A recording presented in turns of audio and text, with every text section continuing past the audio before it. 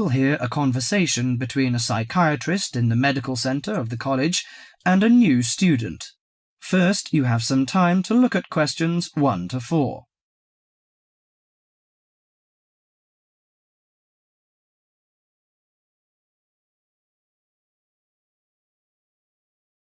Now listen carefully to the conversation and answer questions 1 to 4. Hello, sit down, please. Thank you. Now, you are a new patient, aren't you? Yes, that's right. OK, so I'd better get some basic details down first. Right, we'll start with your name. Martin Hansen. Do you spell that S-O-N or S-E-N? Hansen. OK, and you're a first-year student? Yes, I am. Study in? Electronics, actually. I hope you enjoy it. Thanks. And your address? 2805 Hesperian Avenue, Hayward. 2805 and Hesperian. Yes, that's Hesperian. Hayward, Hayward. And your phone number? 734-246-55. 734-264-55. No, you got the 6 and the 4 the wrong way round. It's 246-55. Huh? Sorry, right. And, when were you born? The 15th of June, 1986. Here in New Zealand? No, I was born in Sydney.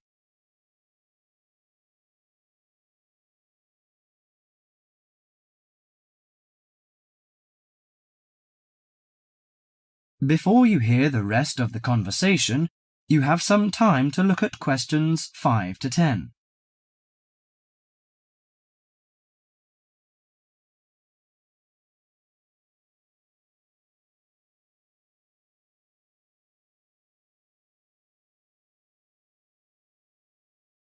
Now listen to the conversation and answer questions 5 to 10. Good. So, what's your problem? Well, frankly, I wonder whether it is a problem. I get the blues, and it lasts for quite a while. I don't know how to... Yes, we all feel sad or get the blues now and again. Generally, our sadness lessens in time, and with the support of friends. However, if the depression leads to difficulty in thinking and greatly disrupts your daily routine, it can be evidence of a psychiatric problem. What do you feel exactly? I always feel sad and worthless. I find it hard to fall asleep and wake up early in the morning. How long has it lasted? Nearly half a month. Do you feel fatigue or loss of energy? Or you may have lost interest or pleasure in usual activities? Yes, sometimes. At first I thought I could overcome it by myself, but I failed, and I'm so glad that you came here. It seems that you are suffering mild depression from your symptoms. Depression? Yes, I feel depressed sometimes. But why would I... Depression may occur as a result of biochemical changes in the body. Alcohol, amphetamines, cocaine, and LSD can bring on depression. Those who have a family history of depression usually have a greater risk of depression. Sometimes the worrying changes in life can lead to depression. I see. I had a really bad breakup of a love relationship. It makes me feel hopeless. Do you think I need some treatment? Yes. Antidepressant medications are often used to treat depression, if it is serious. But I don't suggest them at first because of the side effects. I suggest psychotherapy, which can give you support and help you regain control. So do I need to come here every day? No, I will arrange counselling sessions for you, which will last 12 to 20 weeks. You come here once or twice each week. The psychotherapy is directed at helping you gain insight and understanding about events in your life, which may have contributed to your depression. With growing insight, you can often learn more effective ways of coping with your feelings and changing your behaviour. What can I do to take care of myself? Well, at first you should do some physical exercises on a regular basis, at least 3 times a week. How is your food? Do you eat well? Yes, I think so. I eat at my homestay family. Good. Find a hobby or a positive recreational activity to participate in once or twice a week. I know it's difficult for you, though. When you feel it's hard to overcome the depression, come to the counseling session. Remember, ask for help if the load is too heavy to handle. Yes, I'll try. So, when will my counseling session begin? I'm going to arrange that for you. That is the end of part 1. You now have half a minute to check your answers.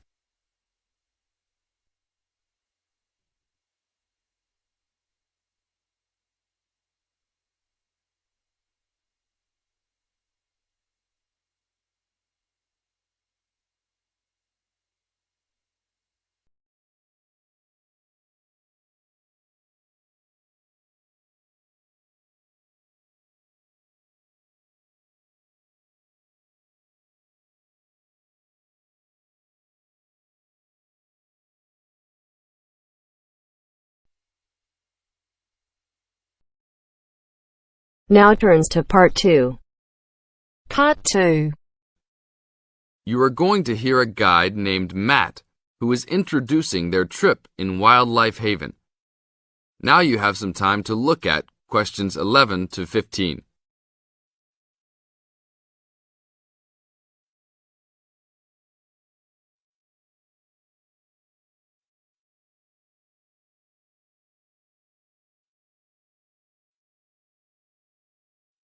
Now listen to the first part of the introduction carefully and answer questions 11 to 15. Well, good morning, everybody. My name's Matt, and I'm one of the 3 guides here at Wildlife Haven. Our job is to make sure that you all have a great time here with us and go home feeling happy and relaxed. As you can see, we're away from the city in a remote area between a national park and the sea. To encourage you to relax, there are no radios or TVs, and the only phones and newspapers are in the office. So, if peace and quiet is what you've come for, this is the place to be. From your cabin on the hill, you'll find you have the national park behind you, and you can look out from the sea from your front balcony. Your luggage will be unloaded from the bus and taken to your rooms in a few minutes. Once you have picked up your key at reception, please locate your room and check that all your luggage has arrived. The daily program here at Wildlife Haven is flexible and only as demanding as you want it to be. You should each have a brochure setting out the facilities and various walking tracks you can take. And on the bus, you are given a green sheet setting out a number of group tours in the coming week. If you want to join any tour, just write your name and room number on the relevant sheet along the wall here.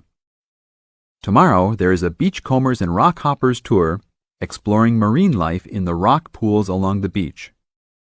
Or, if you'd prefer to go inland, there's a guided forest walk that takes you off the walking tracks. If you want to catch some lunch, you could join the beach fishing expedition. And at night, you'll see there is a moonlight forest walk that leaves each night at 7 p.m. So there is plenty to choose from at Wildlife Haven, and of course, that includes just sitting on your balcony watching the waves roll in.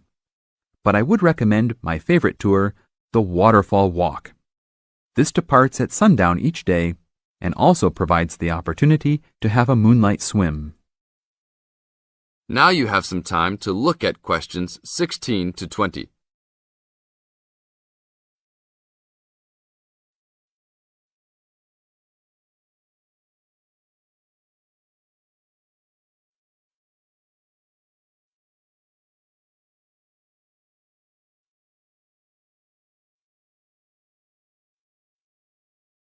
In the second part of the introduction, you are going to get some advice from Matt. Listen carefully and answer questions 16 to 20. You've chosen to visit us in January, which is one of our hotter months. And although you may be tempted to wear a minimum of clothing, you should always take precautions against injury, particularly in the national park. This includes sensible footwear. You'd be surprised how many of our guests ignore this advice and end up being sorry. And socks are a good idea too.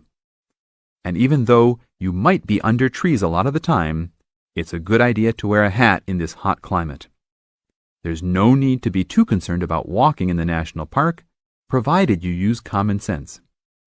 It's true that there are poisonous spiders in the park, but they are really more frightened of you than you are likely to be of them. I should also warn you against eating any wild berries.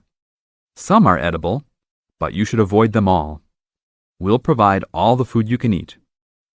Well, that's about all for now. Dinner is from 6 to 8 p.m. in this building.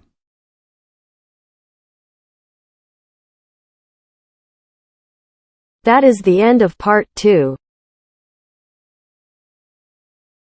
You now have half a minute to check your answers.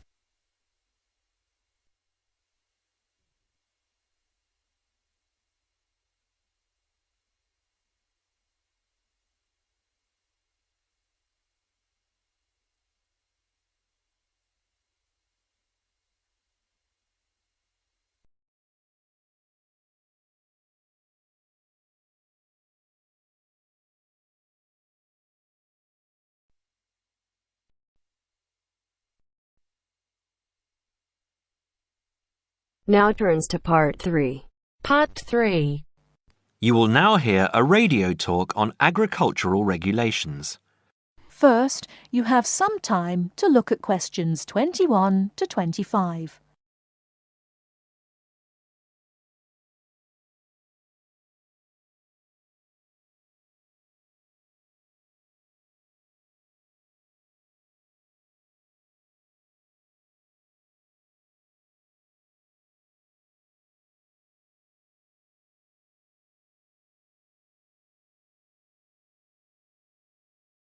Now listen carefully and answer questions 21 to 25. Could there be clearer proof of the arrogance and indifference of those who are supposed to keep our food safe than the muzzling of John Verrill? Agriculture is a business, true, and businesses have to make money. But this shows how ministers and officials put the profits of the agriculture business before the well-being of the British people. Mr. Verrill, a pharmaceutical chemist, was appointed to represent consumers on one of the many committees that advise the government on food safety. When he tried to do his job, though, and wanted to warn ministers of a danger to children's health, he was refused permission to do so. The danger comes from hormones given to cattle in the USA and some other countries to make them grow faster.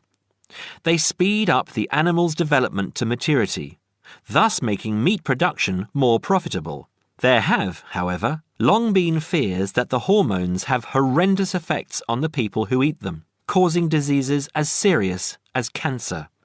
Once these hormones were used on British cattle too, but over 20 years ago they were banned in Europe for being too dangerous. Indeed, so concerned is the European Union that it banned imports of hormone-fed beef years ago, much to the fury of the US government, which wants to sell it all over the world. Several years ago, the USA and Canada asked the World Trade Organization to declare the ban illegal and to punish Europe for failing to lift it. The WTO, with its long record of refusing to let environmental or safety concerns interfere with trade, agreed, imposing fines of more than $120 million a year on the EU for its refusal to back down. The British government now backs the Americans, claiming that there is no proof that hormone-fed beef does any harm. This is where Mr. Verrill comes in. He is very angry with the government, especially as their claim comes out just after a Danish study shows that growth hormones are 200 times more dangerous than was previously thought. Worried by these findings, Mr. Verrill spoke to government representatives, who did nothing. Before you hear the rest of the talk, you have some time to look at questions 26 to 30.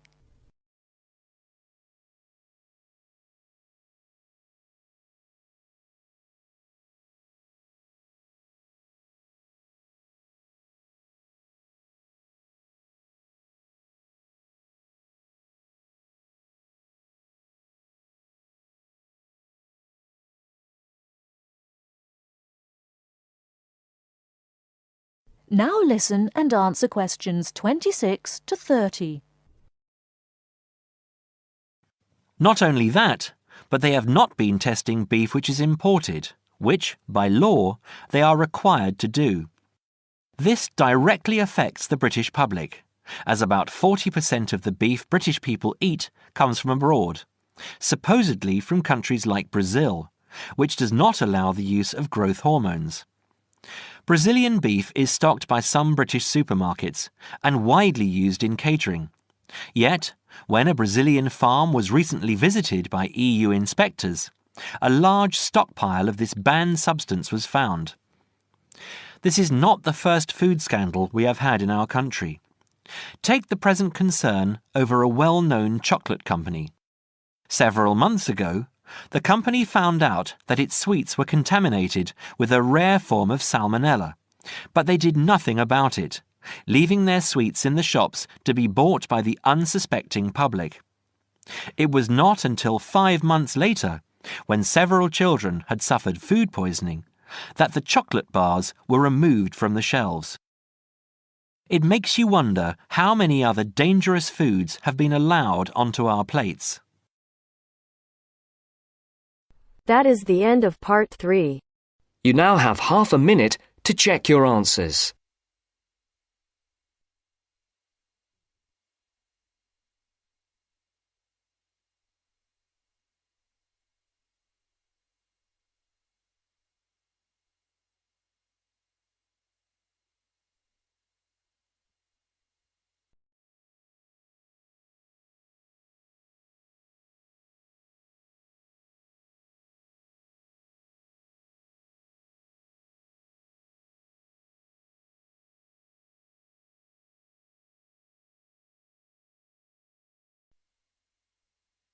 Now turns to part 4. Part 4. You will hear a man talking on the radio about dogs which help people with their work. First, you have some time to look at questions 31 to 40.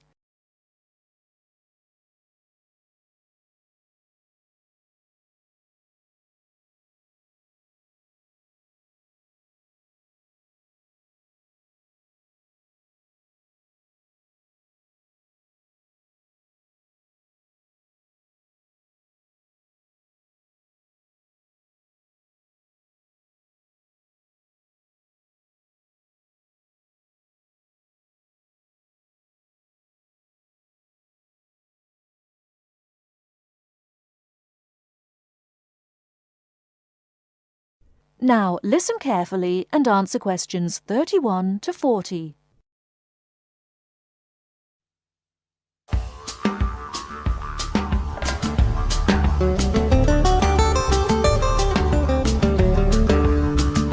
Welcome to this week's edition of Countrywide.